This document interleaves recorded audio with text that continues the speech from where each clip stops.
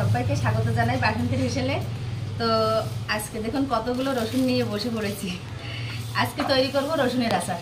তো সম্পূর্ণ পর্বটা আমার সাথে থাকুন, দেখতে থাকুন আমি কিভাবে রসুনের আচার করি। আর যারা আমার চ্যানেলে নতুন আছেন তারা অবশ্যই এটা সাবস্ক্রাইব করে দেবেন, দিয়ে আমার পাশে থাকবেন। আর ভিডিওটা যদি ভালো লাগে অবশ্যই একটা লাইক করবেন।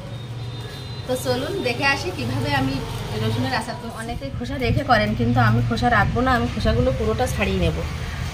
তো তার জন্য আগে খোসাগুলো সব পরিষ্কার করে দেখাবো কীভাবে রসুনের আচারটা তৈরি করতে।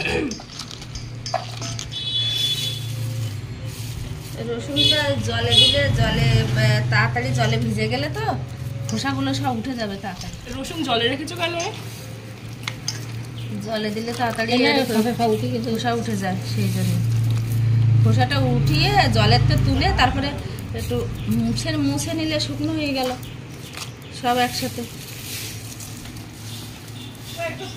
এতগুলো রসুনের খোসা তুলতে গেলে অনেক টাইম লাগে না। এই যে অবশেষে রসুনগুলো সব ছাড়িয়ে নিলাম। এবার মশলাটা তৈরি করব। তাই মশলা দেওয়ার জন্য আমি এখানে নিয়েছি কালো শস্য, সাদা শস্য, আর নিয়েছি সব রকম মশলা মিলিয়ে নিয়েছি। এখানে আছে মৌরি, কালো জিরে আর মেথি আছে। এগুলো এবার ভেজে নেব, ওর সাথে শুকনো লঙ্কা দিয়ে ভেজে নেব, নিয়ে গুঁড়ো করে নেব। তাই মশলাগুলো রেডি করে আসি, তার আগে একটু জল খেয়ে নিই।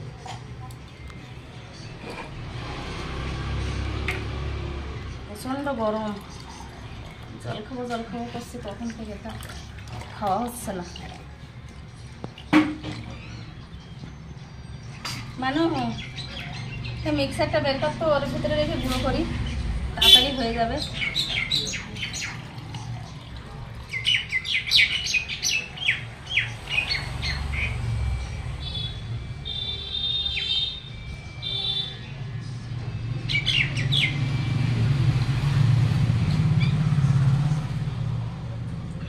ঠান্ডা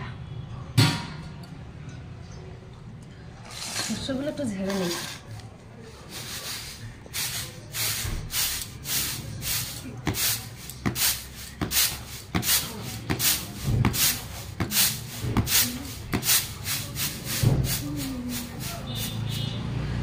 সব মশলাগুলো একসাথে ভেজে নেব, নিয়ে একটু গুঁড়ো করে নেব।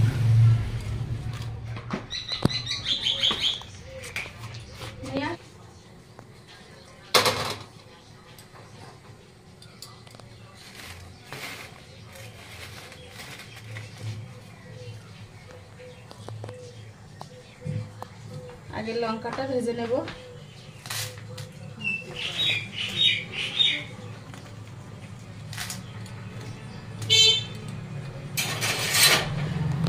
মানু বেরো, জল চলে এসছে, স্নান করার টাইম হয়ে গেছে, 12টা বেজে গেছে। লঙ্কাটা ভাজা হয়ে গেছে, এবার আমি ওই শস্যগুলো দিয়ে দিলাম।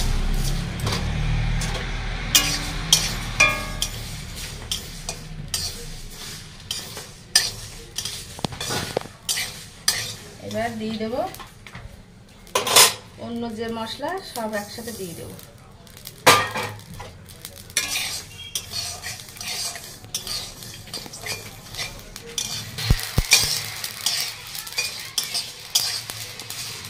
মশলাটা ভাজা হয়ে গেছে, এবার গ্যাসটা অফ করে দেবো।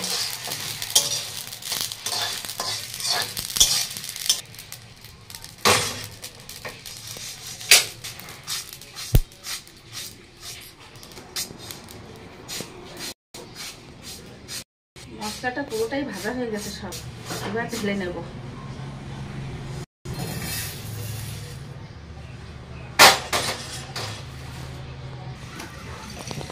গরমে যে পাচ্ছে সে মাটির কুজোর জল খাচ্ছে। মাটির কুজোর জল বেশি ঠান্ডা। আপনারাও লাগাতে পারেন মাটির কুজো বাড়িতে। তাই সবাইকে তাহলে মাটির কুজো লাগাতে বলো। ভাই ফ্রিজের জল খাওয়াচ্ছে, মাটির কুজোর জল খাওয়া ভালো।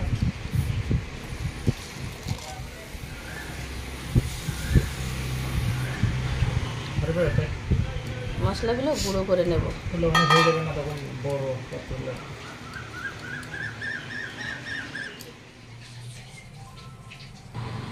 কড়াই গরম হয়ে গেছে, এবার তেল দিয়ে দেব।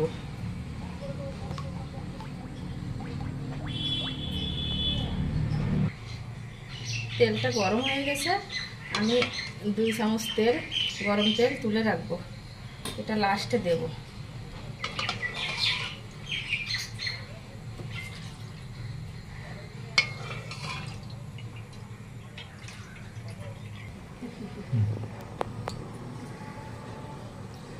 তেলে দিয়ে দিলাম একটু শুকনো লঙ্কা আর সব রকম মশলা একটু ফোড়নে দিয়ে দিলাম।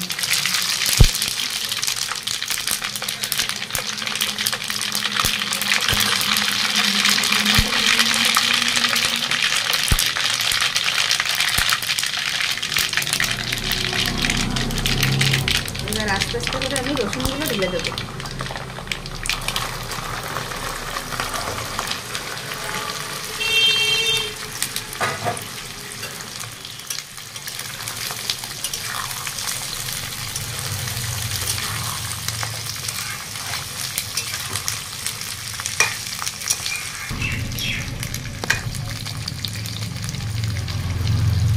তেলে আমি কিছুক্ষণ রসুন ভেজে নেব।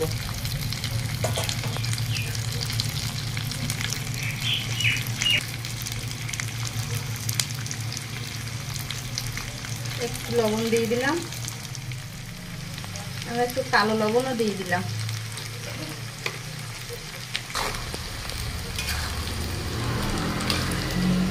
দুই 3 মিনিট এই রসুনটা ভেজে নিলাম। এরপরে একটু কাঁচা লঙ্কা কুচিয়ে রেখেছিলাম, সেটা দিয়ে দেব।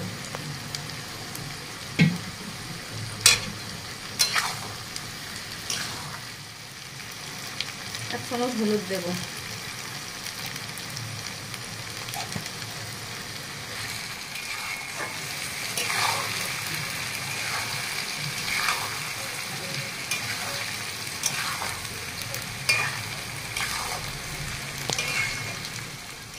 দিয়ে দিলাম সামান্য হিং।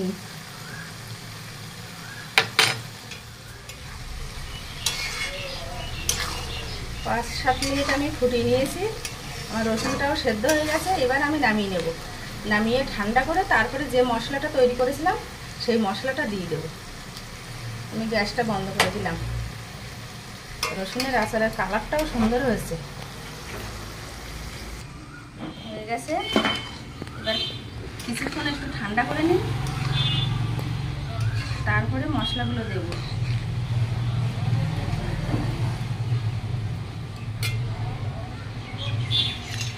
রসুন আমাদের এই ঠান্ডা হয়ে গেছে, এবার আমি মশলাটা মেশাবো।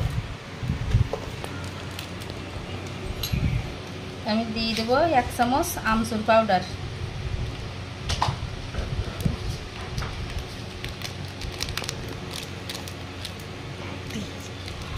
1 চামচ আমচুর পাউডার দিয়ে দিলাম। যে মশলাটা তৈরি করেছিলাম সেই মশলাটা আমি পুরোটাই দিয়ে দেব।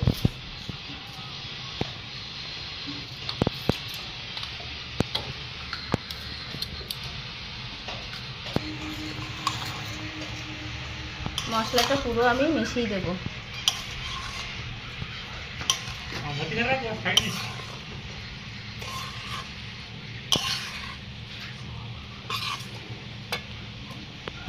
তেলটা তুলে রেখেছিলাম, গরম তেলটা দিয়ে দেব।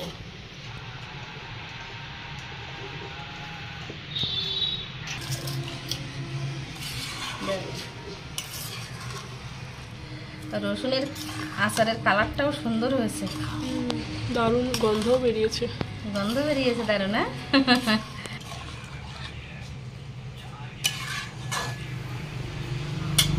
বেশ দারুণ গন্ধ একটা বেরিয়েছে।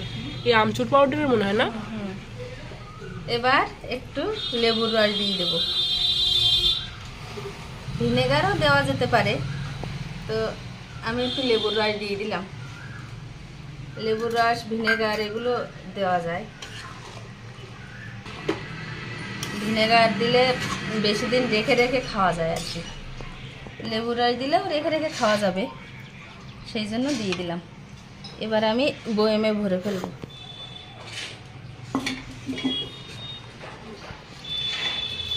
কত বড় একটা বয়েম নিয়েছি।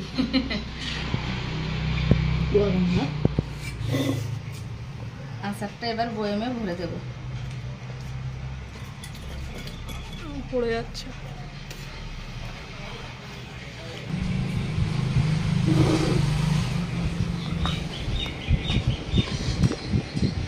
মেলার থেকে একটা ছোট বয়াম নিলে সেই ছোট বয়ামে রাখা যেত, এটা অনেক বড় হয়ে গেছে বয়ামটা।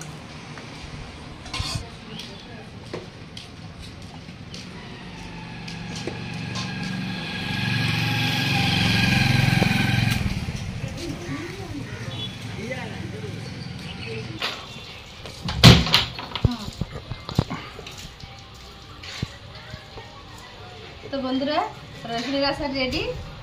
রসুনের আচার আমার তৈরি হয়ে গেছে। তো ভিডিওটা এখানেই শেষ করব। রসুনের আচার তৈরি করলাম, কেমন হয়েছে অবশ্যই কমেন্ট করে জানাবেন। আর ভিডিওটা ভালো লাগলে অবশ্যই একটা লাইক করবেন। তো এতক্ষণ আমার সাথে থাকার জন্য সবাইকে ধন্যবাদ। সবাই ভালো থাকবেন, সুস্থ থাকবেন।